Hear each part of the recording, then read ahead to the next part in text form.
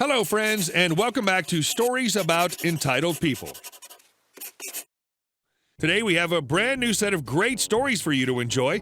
Subscribe to our channel if you're new here, and don't forget to turn on notifications so you don't miss a new video every single day. Sit comfortably. Here we go. Rude to me when you get on my bus? Whoops. I get lots of rude and odd people on my bus. This one just happened to me a few hours ago, and now I'm home. It's time to type stuff. So a little backstory. I'm a bus driver. Duh. I'm sitting in the bus station of a major city in the UK waiting to pick up passengers. Around 12 people in total. The bus route goes a little bit out of the way, so it's never too busy and is the only bus that happens to go to certain cities.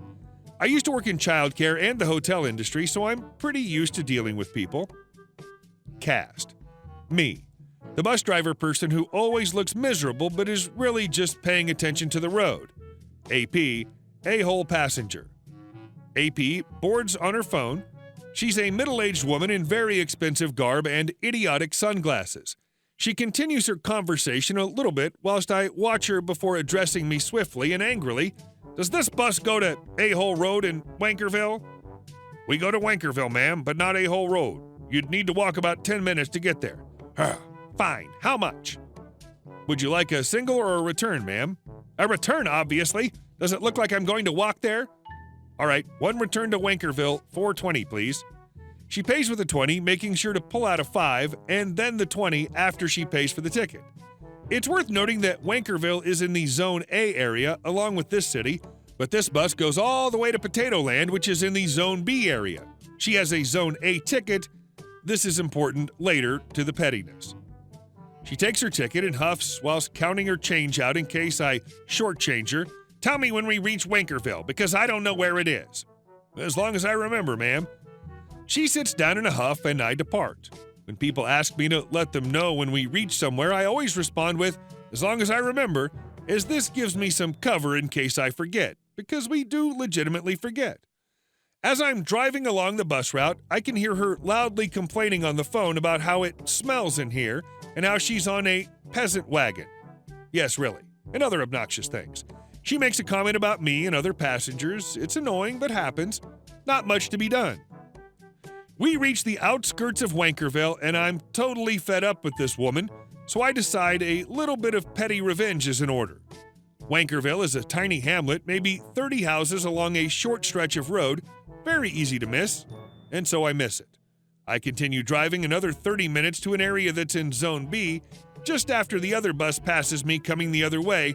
Then I audibly gasp and come to a stop at a bus stop. Me. Ma'am? What, are we here? Ma'am, I'm so sorry, but I forgot that you wanted to get off at Wankerville and we've gone past it. What? How could you be so stupid? Then she came up to the front of the bus as I opened the doors, berating me. I sat there and remained quiet for a while before doing the customer service thing. You know what I mean. I'm so sorry, ma'am. If you hop off here and wait at the stop across the road, a bus will be with you shortly to take you back to Wankerville. She cusses at me some more and proclaims she will be speaking to the CEO about this. Yeah, good luck with that. Before getting off and going across the road to the unsheltered bus stop in the middle of nowhere. With no mobile signal, an hour at minimum wait, and a ticket that won't get her back on the bus, I picked my spots well. I drove off and went home, and now I'm sitting at a PC writing this up. I could only hope she was still out there when the rain started. Ain't life wonderful? And our next story. Call me a thief? I'll expose your embezzled funds to corporate. I work in hospitality, specifically hotels. I've worked front desk, night audit. Simplified, I'm a front desk agent trained to do basic daily audits of credit cards, food and beverage revenue, etc. Entry-level accountant in a nutshell. I work for a rundown economy hotel on the poor side of downtown. I'd only been in hospitality for about 2.5 years. Most upscale hotels, my current property as such, require 4 to 5 years of experience.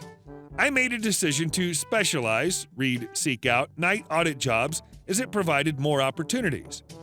The hotel in question was run by 2 men, the owner of the property and the front office manager, both of whom lived on site. The hotel was constantly understaffed, the schedule was erratic at best, They push taking cash reservations. 99% of these type of reservations are hooker, dealer, junkies from the area. Major red flags already. So I started monitoring the numbers from the audit and the numbers being sent out to our corporate accountant. It was minor discrepancies that took me a while to find. They ran cash-only monthly parking for the government employees next door. They demanded to be called when the government people came in. They would stand behind us and have us put the money in a lockbox they had the keys to. Another red flag. Over the 4 months I was there, I amassed a large file that I kept stored on a thumb drive. My managers allowed us to watch movies on the computer at night since the hotel never sold more than 40% of the rooms on any night, including holidays. I made a mistake that happens to countless front desk agents. I deposited a person's cash deposit into the safe and forgot to mention it. The crappy part was the hooker, guest, actually checked out the next day and they didn't have the deposit. The first response from the managers to call me and fire me for being a thief. I was asleep all of 3 hours, so I was pretty disoriented, but I made my way back to work to see WTF was going on. I get there and instantly remember that I messed up. I explain what happened, but the managers refused to believe me. They ordered me to hand over my bag, wallet, cell phone, and wait for the police. My coworker opens the safe from the manager's keys and pulls out the deposit and hands the girl her money back. The managers just tell me to show up tonight and leave. I knew that moment that I wanted them nailed to the wall and painfully.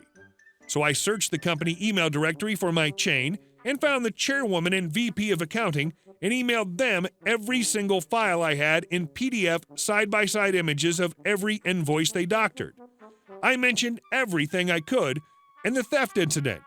I ran the audit, waited for the next shift, and left a note that I quit effective 7 a.m. that day. I called up my friend from the desk a few weeks later, and he explained an entire audit accounting team had come to the hotel. They were appalled by the conditions of the hotel and didn't even stay in the rooms provided for free. They audited the GM/owner and the FOM, front office manager, and found they had embezzled over $60,000 in just the invoices alone, not counting the cash parking. They had the brand name revoked, charged with embezzlement, which they later settled out of court. They now run an independent hotel that has even worse reviews than when they were running the brand name hotel. And our next story. 30 years later, they are still standing. I grew up on a country road with 4 houses. Our mailboxes were on the main road. Someone kept vandalizing the 4 mailboxes by driving through them, breaking the posts. I recall replacing the mailboxes a few times on weekends. After 4 to 5 times, my dad and the neighbors hatched a plan. My dad told me to go to bed early. We have a lot of work to do in the morning. After breakfast, we go to the mailbox, and there are the other 3 neighbors and their sons, along with a tractor with a post hole digger, railroad ties, cement, and a mini mixer. We proceed to dig 2 very deep holes. Digging holes is very backbreaking where I lived, as the land was very rocky region. You only dig about 6 inches before we had to dig out a bunch of rocks in the hole. We took turns digging out the rocks over the entire morning. There was a lot of motivation, as this was the last time we were going to fix the mailboxes. We dig 2 holes 6 feet deep and hoist 2 uncut 12-foot railroad ties into each hole. We then proceed to fill to the top of each hole with cement. We added a cross beam and attached our new mailboxes. After an entire day of digging holes, then pouring concrete, we all sat back and enjoyed our handiwork. A month goes by, and the kids and I walk to the mailbox to meet the bus. We discover what happens when a moving car meets an unmovable object. There's an old blue Buick Century with smashed-up grill and bent wheel and nobody in the car. This was well before cell phones, so we run to the closest house and tell the mom what we saw. We go back to the main road and get on the bus with the car still there.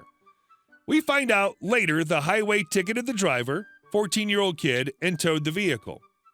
Now, where I grew up, you could get a daytime driver's license at 14. One catch: if you receive 2 violations over 2 years, you lose your license until you turn 16. The kid was ticketed for speeding a week prior. Oops. He now lost his license for 1.5 years. Insurance found out about the vandalism and refused to pay the claim, then put the insurance plan in the high-risk category even when the kid couldn't drive.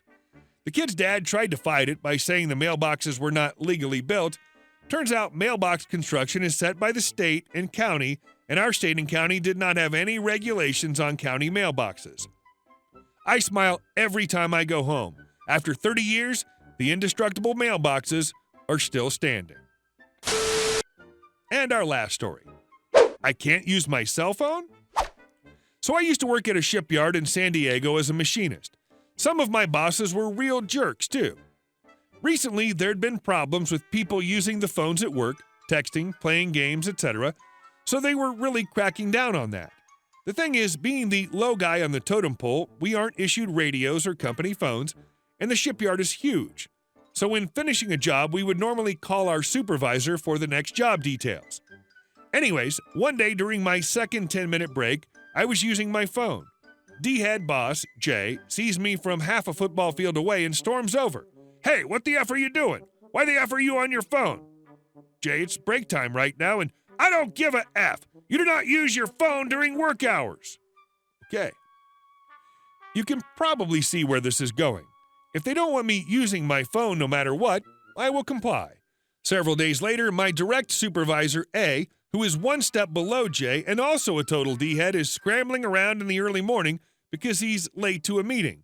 He gives me my assignment and says, "Do not leave the worksite until I come by to give you the final inspection." Well, I finished the job in about 45 minutes, then sat on my butt doing nothing for about 6 hours until he showed up again and began raging about how I hadn't called him to inform him the job was done. I didn't get in trouble for that, but they changed the policy to basically allow personal cell phones to be used for work if you wanted to. Hey guys, thank you all for watching the video, and I'll see you in the next one.